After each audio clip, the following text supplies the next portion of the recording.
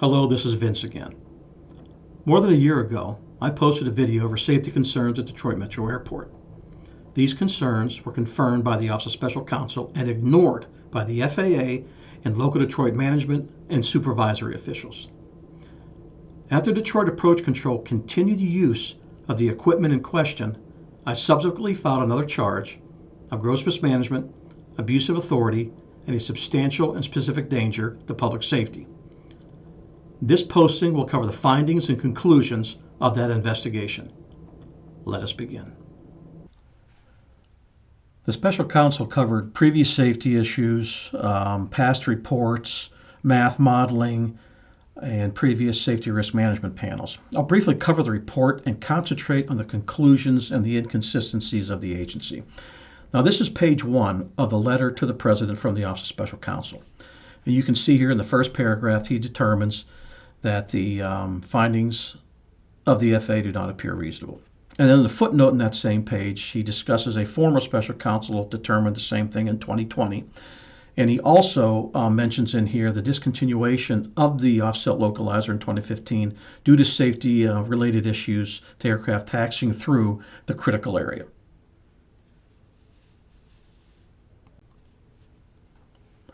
The special counsel had issues with the changing and eliminating of mitigations, one of which was the presence of heavy aircraft in the critical area. Now, here on page 3 of the letter to the President, the highlighted area is what the special counsel put in there as a quote from the agency, and they state, "If heavy aircraft is cleared for the ILS Yankee approach, the succeeding aircraft will not be cleared for the offset approach until the heavy aircraft is taxied clear of the critical area, or the succeeding aircraft will be sent to a parallel runway." Now, to me, there's no explanation of how it's going to be accomplished. Is the tower going to tell the approach controller that the heavy is taxied clear? Is the approach controller going to use the ground radar display in the radar room to fulfill the requirement? If so, and to my knowledge, that display is not certified or maintained, nor are the approach controllers certified on that particular piece of equipment. Now, this also brings up some other questions in reference to aircraft that have been established on the localizer. But since the special counsel was not provided documents, I don't want to speculate. Either way, this makes no sense. On page 4, the special counsel took notice with the reviewing, tracking, and reporting of issues with the offset localizer. In the large highlighted paragraph, they discussed the fly-through of the offset localizer. I'll cover that here more momentarily. But I started having concerns with who set the threshold and what is the threshold of being reported and investigating. Again, I'll continue momentarily. Continuing into page 5, the special counsel again addresses the reviewing of issues with the offset localizer. And then they continue below that with, they discuss again the heavy aircraft being in the critical area of the offset localizer. And then at the bottom of that page, they talk about a Senate committee report. And they state, a December 2020 Senate committee report noting significant lapses in aviation safety oversight and leadership within the FAA. And they continue, a January 5th, 2023 DOT Office of Inspector General report finding major deficiencies within FAA and AAE. I'm going to cover that here shortly, as well as we progress to the pages of this report and other reports. This is page 6 of the special counsel's findings. In the first paragraph, they state, all the agency reports, not my reports, but the agency reports regarding this matter confirm that the FAA has continued the use of the ILS Yankee approach procedure at DTW with full knowledge of these issues. Remember, from their own reports. The next paragraph, the council voiced concern that the agency had discontinued the weather restriction, previously deemed necessary for the safe operation, and one of the mitigations that was deemed essential for the safe operation, yet they discontinued the weather minimum. The third paragraph, the special counsel was concerned because the localizers remained in the same location, which DTW officials have previously acknowledged that taxiing aircraft could interfere with the localizer signal. While the officials have a mitigation for heavy aircraft, the reports are silent on the other smaller aircraft interfering with the localizer signal. The agency had previously acknowledged such aircraft could pose a safety risk. So once again, they had knowledge of these things. And this is why, in the last paragraph, highlighted in yellow, the special counsel states, I have determined that the agency's findings do not appear reasonable. We're going to move down to the footnotes on page 6. And the first part of this is from the Safety Risk Management Panel of 2018, something they have touted throughout this entire process. When weather is forecasted here, it's what they state, with less than an 800-foot ceiling and, that should be or, less than a 2 nautical mile visibility, DTW will discontinue the use of the triple simultaneous approach. Well, they've changed that as well. They've also said that if they're running duals, that they would come off of utilizing the offset localizer when it goes below 800 or 2. Here it's a forecast. So they're all over the place with this, and they really don't even understand the rule, I don't think. Anyhow, then they continue, high tail aircraft will not land on runway 4 left, 22 right, as they may cause greater interference with the offset localizer. Well, as I said before, this is what I was talking about when I was talking about the heavy aircraft. They're calling high tail aircraft. We're not going to land on that runway at all. And then they changed it to that statement that they said earlier that I touched on. And then after this was all established later on, when they canceled the weather mitigation, they state the facility requirement to come off the Yankee localizer when the ceiling or visibility drops below 802 miles has been lifted. The restriction in place for heavies and Boeing 757-300s remain in effect, and that's what they're talking about, high-tail aircraft. So here they're now saying it's a facility requirement, and it wasn't. It was from that panel. So they were able to just delete it because it was a facility requirement, but in all actuality, it was from that panel. So you can see where the confusion is here.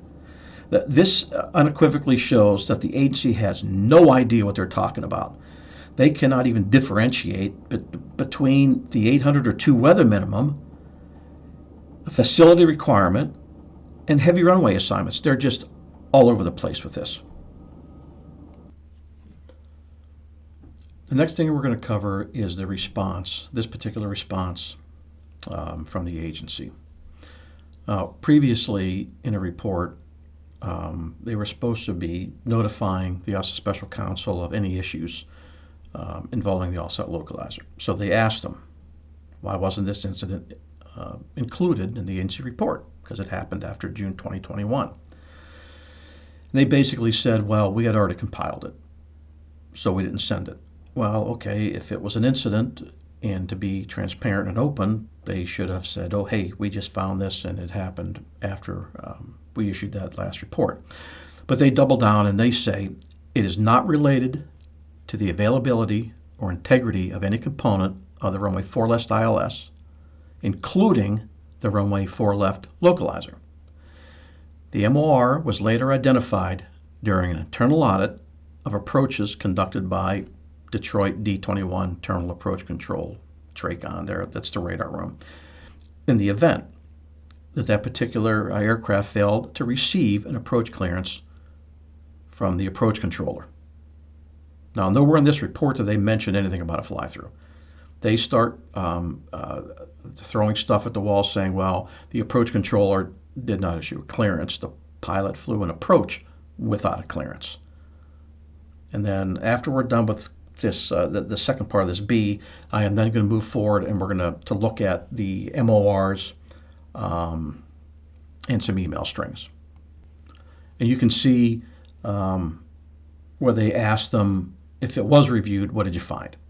And they say again that there was no issues with the availability or integrity of the component, just like they said before. And then this is where they say to determine if a pilot deviation occurred, which is he flew an approach without a clearance. Now we're going to jump forward to the MOR, and the MOR is dated October 6th, 2021 here at the top. The date of the incident was September 22nd, and the date that the Freedom of Information Act was filed was September 29th of 2021, and I'll call it a FOIA from now on. As you remember from the report earlier, they were talking about that they repeatedly said that this was found during a facility review. And that's 4 times that they mentioned that in the MOR, 2 times here and 2 times in the body and in the summary. Found during a facility review and was discovered upon a QC review. So they're talking about this audit and they're weighing pretty heavily on that. During this MOR, not once did they mention the aircraft flew through the localizer in this or any of the emails, nor do they mention any sort of Freedom of Information Act, or FOIA. So in the body of MOR, where they state the controller mistakenly did not issue an approach clearance, so they were going to put that blame on him, which it is his blame, but it really is deflecting from what took place. And the pilot didn't question getting an approach. He completed the approach without clearance. Then down in the QAE summary again, they say the exact same thing about the aircraft not being cleared for the approach. And upon the review, the event, by the time they found out, the event was over 2 weeks old. So it doesn't make much sense with the October 6th date, plus the FOIA was September 29th. So let's say that they were notified of that FOIA on the 30th of September or the 1st of October. Right? So if you use one of those dates as a start date, you come up with October 14th, 15th for 2 weeks ahead. So what were they doing the last 7 days of that investigation for this MOR? That those dates don't add up.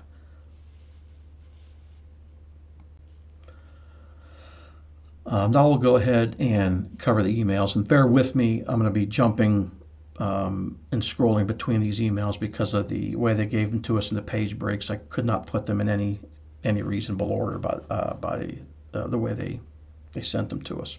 So anyway, they keep stating that this was found during a review or an audit. If you look at these emails where they're discussing this, not one of the subject lines mentions a review. Here's the first one: FOIA. Subject: FOIA. FOIA again. Here's another one, and yet 2 more. Here and here. There's no subject line that says anything about any sort of review or an audit. And you can see these emails are heavily redacted, and one of them, which I'll go to here in a moment, is totally redacted. So I guess so much for transparency. And this particular one here, dated October 1st, is so heavily redacted that there is not one shred of information on this at all. The entire email is redacted. So what do you think that email contains? And given how heavily redacted this one and other emails are, and all the associated subject lines not mentioning a review, the chances they discover this issue during a facility review or audit is highly unlikely. This was brought to their attention by the FOIA, and they got caught because they didn't properly investigate, and which I'll get to here in a second of why it should have been.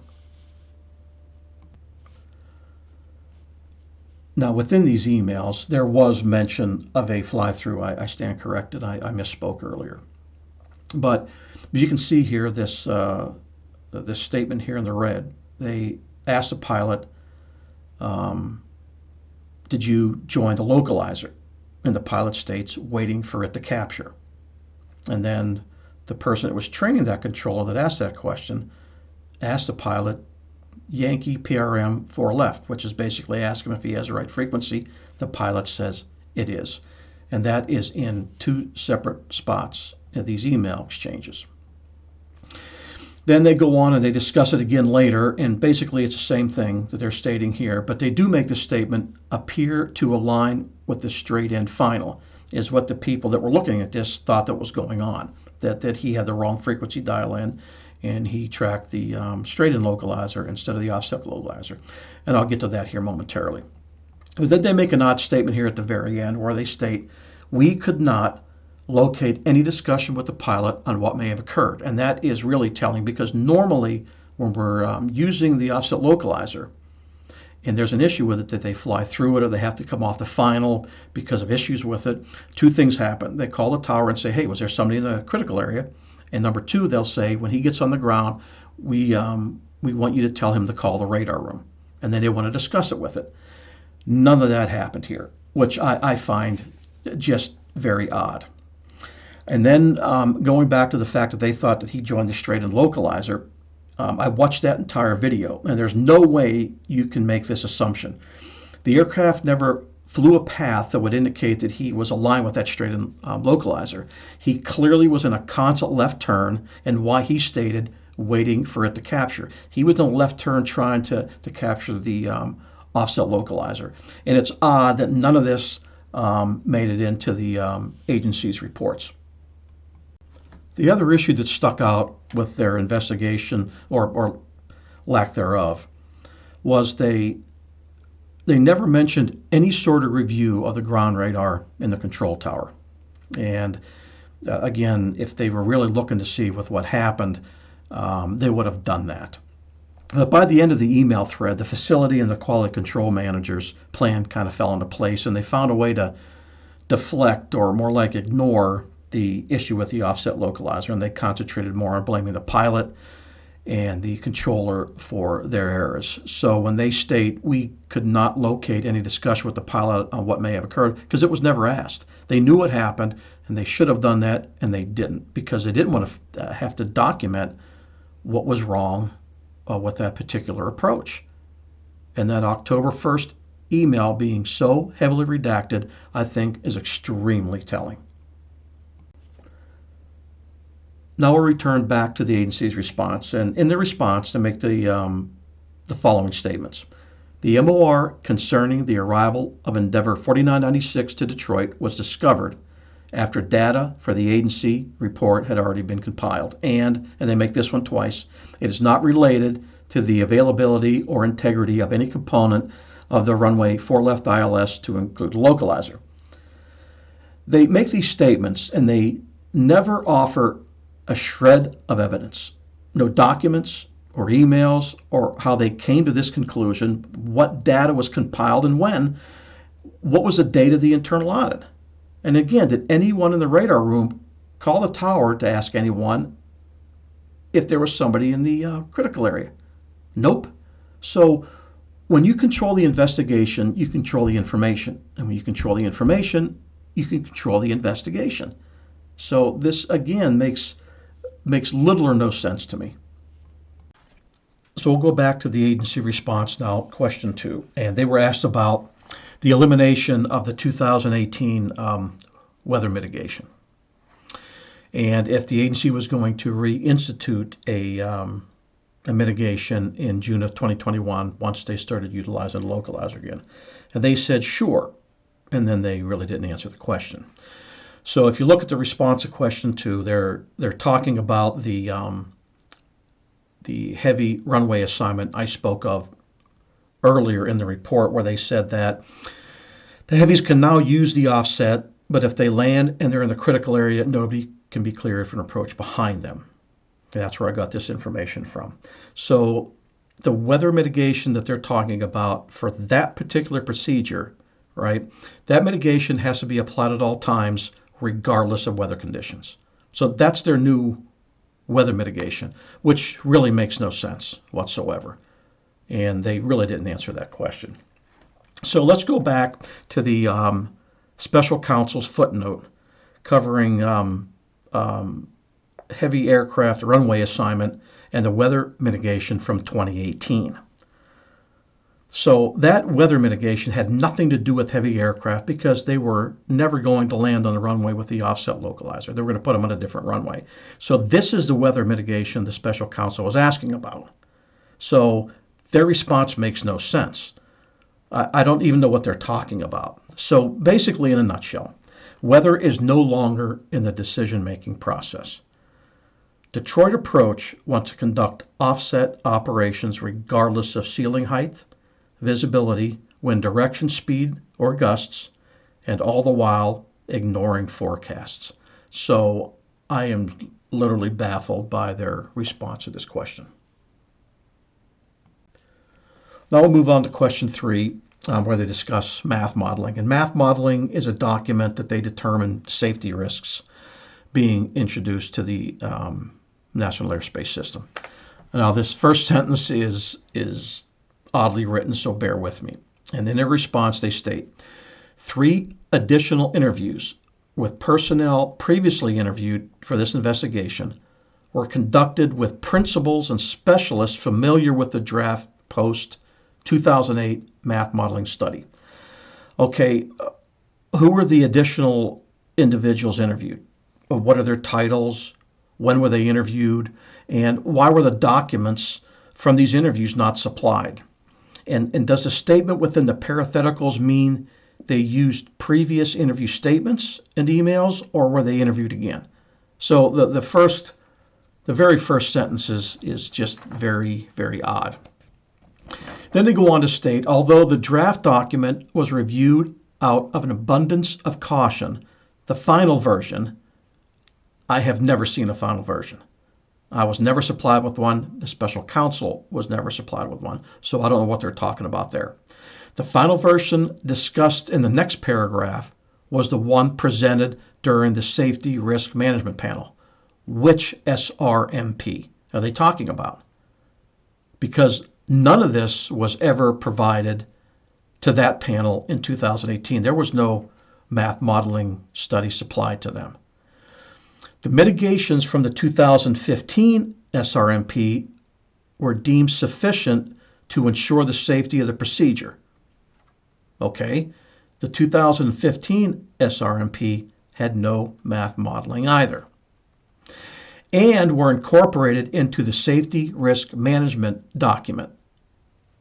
The 2018 Safety Risk Management document validated the findings and mitigations of the 2015 SRMD.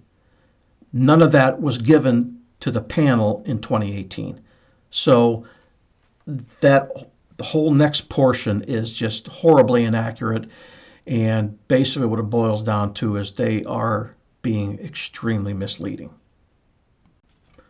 We'll move on to the second part now of question 3. Now, in their response, as you can see written there, they're talking about the runway 4 left localizer, the math modeling study for that localizer on runway 4 left. The odd thing was the draft post that they were talking about for 2008 was for runway 22 right, the opposite end. But they never state that in their response portion at the beginning of their answer in question 3. So now they're stating that it's the runway 4 left localizer. And then they said that they discussed sighting criteria for instrument landing systems. FAA Engineering Services, who was present during the SRMP, again, which SRMP are they talking about? Never stipulate. Use this document, which contains localizer antenna sighting criteria. The panel was informed, again, which panel? Informed results of the study indicated the localizer sighting criteria was met or within tolerance. That's not accurate. None of those documents were at the 2018 or 2015 panel. And I can never, ever remember questioning the sighting criteria or tolerance of the localizer. I don't even know what the hell they're talking about. I've made it abundantly clear what the issues are. So again, the 2 parts of this response to question 3 are very deceiving and just extremely inaccurate. So again, I have no idea what they're talking about. So we're going to go on to question 4, and it's the last question they were asked. And they were asked, and any other reported anomalies involving the offset localizer since resuming in June of 2021? And they responded with no MORs to any runway served by an offset. Below that, they said there were some MORs, but none of them had to do anything with the offset localizer. Then they finish with, after further due diligence, no other pilot and or agency employee issues or any other reported anomalies involving the Yankee offset localizer have been discovered. Well, that's not exactly true. In a FOIA from August of 2022, during just a 13-minute span, 4 aircraft reported issues with the Yankee offset localizer. The controller in the tower asked each pilot if they had dialed in the proper frequency. All of them responded yes. In reviewing the playback from that FOIA, there were no aircraft in the critical area. So if you go back to my previous posting, which covered previous charges, there was an engineer that stated he was concerned about the size of the critical area we were protecting. He did not believe it was large enough due to the array of the offset signal. So does the signal project further down the runway and taxiway, capturing a larger area that we didn't know about, hence disrupting the signal like we found in August of 2022 and possibly prior to that? And we'll probably never know because the system is only flight checked with a clean runway and critical area. There was even a technician involved in the August 2022 reportings, and he was in contact with the tower, and he was the one that asked the tower to ask the pilots if they had the proper frequency dialed in. And I kind of find it hard to believe that these FOIAs that are involving this particular posting are the only anomalies and issues that have ever happened. There have to be more. If we found them in just 2 FOIAs, then there have to be more that are going on that aren't being reported. So it's easy to make these no issues or anomalies statement when you do not properly document an issue, as with the MOR earlier, or do not document the issues at all, as with the August of 2022 pilot and controller exchanges. So their declaration of due diligence is feigned. So I will now address the last document that I have, and this is a report from the Department of Transportation Office of Inspector General, and it's dated January 25th, 2023. And this is a report covering the FAA and their Office of Audit and Evaluation, which I'll just call AAE from now on. This is not the full document, only excerpts. The investigation stemmed from a December 2020 Senate committee report that found that AAE did not necessarily conduct independent, objective, or impartial investigations and evaluations. The OIG subsequently found, specifically, AAE reviewers did not maintain documentation supporting their sufficiency review conclusions. As a result, AAE cannot demonstrate that its review of investigations it referred to lines of businesses was of quality and consistent. The last 2 reports I filed were during or after this Senate report. And AAE, not only did it not maintain documents, they didn't possess them or even retain supporting documents. The agency purposely did not generate documents so they could support their review conclusions. There is a significant difference between not maintaining documents and not generating documents. I'll move on to the next section. OIG states, in December 2020, a Senate committee reported significant lapses in aviation safety oversight and leadership within the FAA. Among its findings, the committee concluded that AAE did not necessarily conduct independent, objective, or impartial investigations and evaluations. Let me say that again. The Senate committee reported significant lapses in aviation safety oversight and leadership within the FAA. We're going to move on to the conclusions of the OIG report. AAE lacks comprehensive standard operating procedures for investigations, does not sufficiently document its review of hotline investigations, and has not fully implemented statutory requirements. This is so far removed from SOP, statutory requirements, gaps in orders and guidance. These are not just significant lapses in aviation safety oversight and leadership. Remember what the special counsel said. The agency reports regarding this matter confirm the FAA had knowledge of the safety issues, full knowledge of the safety issues, and yet they continue to use it. This is not a lapse. This is a deliberate, complicit act to intentionally ignore safety, the safety of the flying public, pilots and placing pilots and tower controllers in compromising positions, all for the efficiency and capacity to be put ahead of safety. This is not a lapse in leadership. It's willful neglect. The absence of accountability and consequences of these public servants is appalling and abhorrent. The last page of the report is an exchange between AAE and the OIG on December 28, 2022 concerning the draft report, and they state, upon review of the draft report, the FAA concurs with OIG's 4 recommendations to improve AAE's compliance. They plan to complete actions to address recommendations beginning March 31st of 2023, September 30th, 2023, and December 31st, 2023. On April 8th of 2024, AAE responded to the special counsel with a 4-page document, 3 of which cover the issues, and I covered that earlier in this post. The agency needed 5 months of extensions to produce this document. Now, as you can see, during these crisis of conscience exchanges, the FAA and AE continued with the very things they were found in violation of and vowed to address and correct in 2023 when they responded to the special counsel in April of 2024. So remember, in 2015, AE stated in responding to a hotline call that our office reviewed your concerns, spoke with senior officials, providing us with information demonstrating that safety was a legitimate concern, regardless of tail height, when taxiing through the critical area. As such, use the straight-in localizer. Should runway 21 left close, utilize the straight-in localizer and conduct staggered approaches. This will show a slight decrease in efficiency. So between their declaration in 2015 and the reinstatement in 2018, the FAA did nothing to address the issues.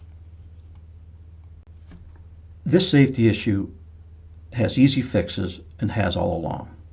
Number 1, decommission the Yankee offset localizers in their current locations and move them to different locations where aircraft do not taxi through the critical area, and then properly check the signal array.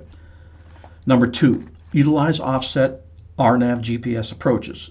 They do not create a critical area.